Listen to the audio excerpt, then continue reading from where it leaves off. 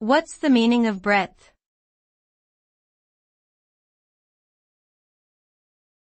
Breadth.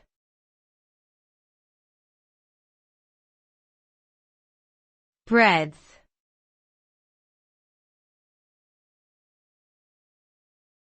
Breadth.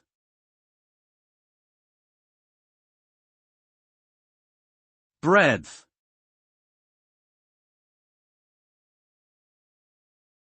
The word breadth refers to the measurement of the extent or distance from side to side of an object or area.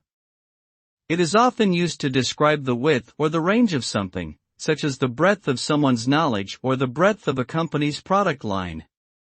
In general, the term breadth implies the size or scope of something and can refer to physical or abstract concepts.